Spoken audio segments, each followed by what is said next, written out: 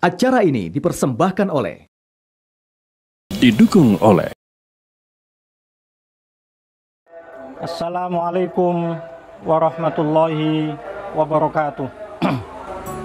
Bismillah, alhamdulillah, assalatu wassalamu ala rasulillah Sayyidina Muhammad ibn Abdillah wa ala alihi wa ashabihi wa mawalah. La haula wa la quwata illa billah, amma ba'd. Para pemirsa yang dimuliakan oleh Allah, kita hidup sebagai manusia, sebagai makhluknya Allah, dilimpahkan atau diberi limpahan yang berupa rezeki. Rezeki bisa berbentuk harta, sehingga harta itu sering disebut dengan istilah khair, sesuatu yang baik untuk kita, sesuatu yang bisa memberi manfaat untuk kita, sesuatu yang menyenangkan kita. Tetapi harta yang ada pada diri kita itu ada yang masuk dalam kategori mahmudah, yaitu masuk kategori yang terpuji, tetapi ada yang masuk dalam kategori madmumah atau yang tercela. Maka harta masuk dalam kategori mahmudah ataukah madmumah itu tergantung bagaimana harta yang ada pada diri kita itu kita tasarrufkan atau kita manfaatkan. Yang mahmudah, yang terpuji, itu juga bisa masuk dalam kategori duniawiyah, aspeknya masuk dalam kategori duniawi. Ada yang masuk dalam kategori diniyah, masuk dalam kategori urusan-urusan yang orientasinya adalah untuk kepentingan akhirat, bekal kita menuju kehidupan berikutnya. Saat kita ini hidup di dunia, maka harta itu supaya menjadi mahmudah, sesuatu yang terpuji, maka harus kita lakukan harta itu atau kita gunakan harta itu untuk sesuatu yang bermanfaat. Bisa bentuknya adalah kita infakkan untuk sesuatu yang positif yang bisa menjadi bekal kita kelak untuk kehidupan di akhirat.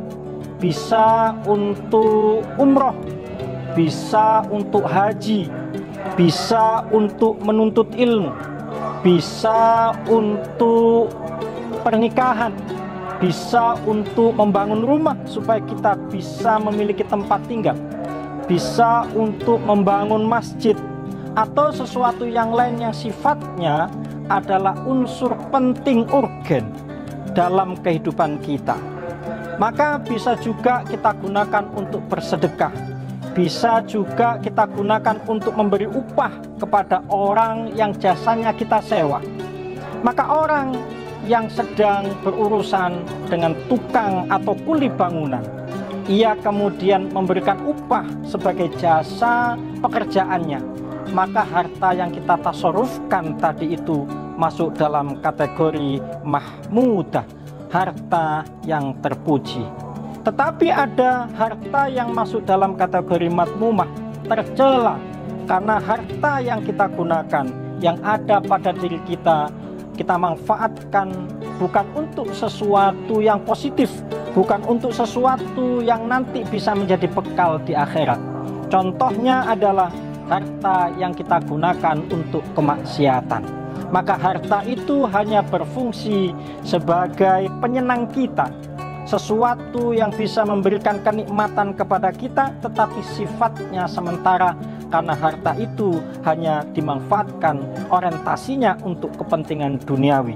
Bahkan bisa jadi harta yang kita gunakan untuk kemaksiatan itu menjadi beban bagi kita saat nanti kita memasuki kehidupan akhirat. Maka dalam rangka itu Islam memberikan panduan bagaimana harta yang kita miliki itu menjadi mahmudah, tidak lagi menjadi yang madmumah.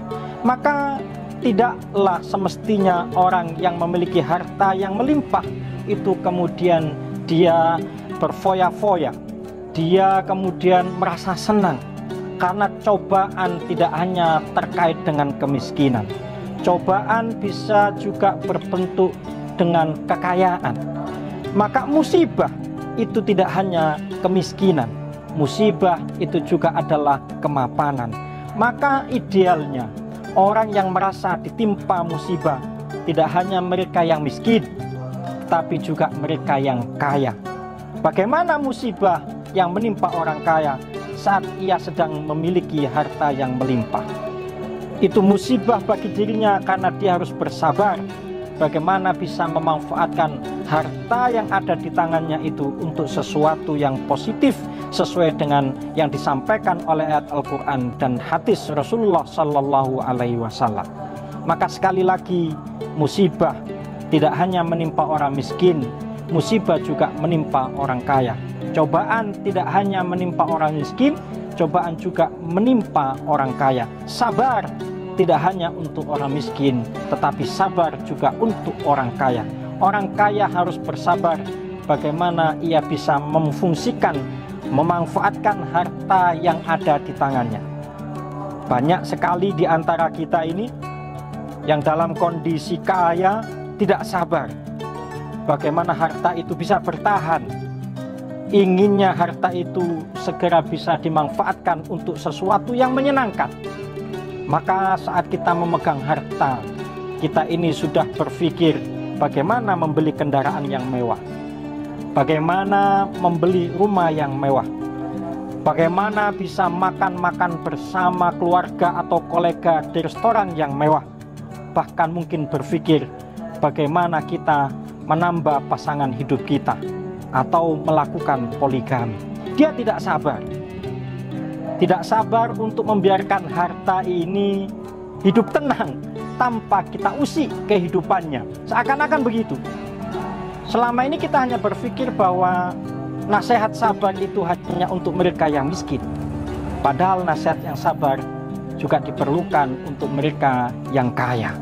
Karena bahkan kita temukan bagaimana orang kaya justru ia merasa lebih tidak tenang hidupnya dibandingkan mereka yang miskin. Orang yang miskin hanya berpikir bagaimana ia bisa merubah kemiskinannya. Tetapi orang kaya, ia harus berpikir bagaimana bisa menahan hawa nafsunya. Sementara menahan hawa nafsu di saat kita ini memegang harta yang melimpah, itu beratnya luar biasa. Maka banyak harta yang tadi disebut dengan istilah khair, mestinya adalah sesuatu yang bisa membawa kita kepada sesuatu kebaikan, justru membawa kita kepada keburukan. Banyak hancurnya orang bukan karena kemiskinan, tetapi hancurnya orang dikarenakan kekayaan yang melimpah yang ada di tangannya.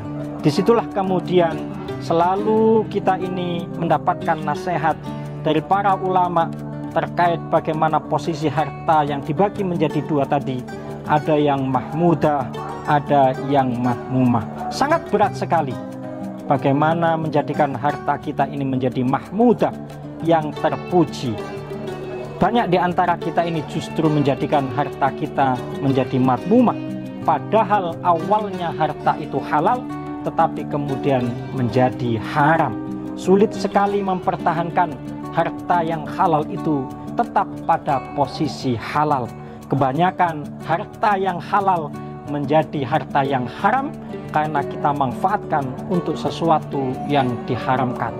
Apalagi seandainya jika kita mendapatkan harta itu dari sesuatu yang haram, kemudian kita manfaatkan untuk yang haram juga, sehingga keharaman bisa menjadi menumpuk dan sulit untuk membersihkannya. Dari sini mari kita belajar untuk bisa menjadi hamba Allah yang qanaah. Karena dengan qanaah itulah kita bisa menahan diri kita dari godaan harta yang sangat luar biasa. Harta tidak punya dosa.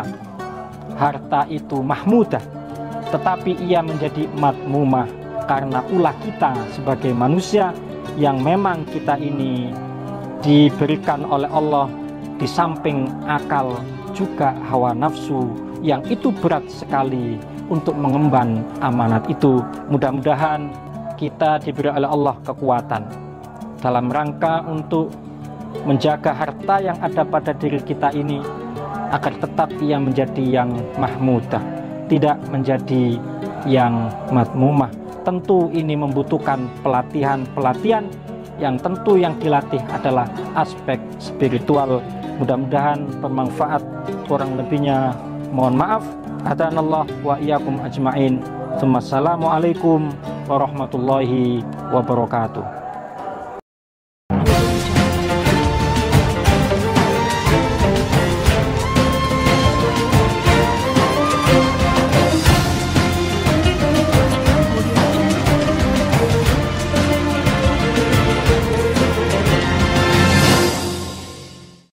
Acara ini dipersembahkan oleh didukung oleh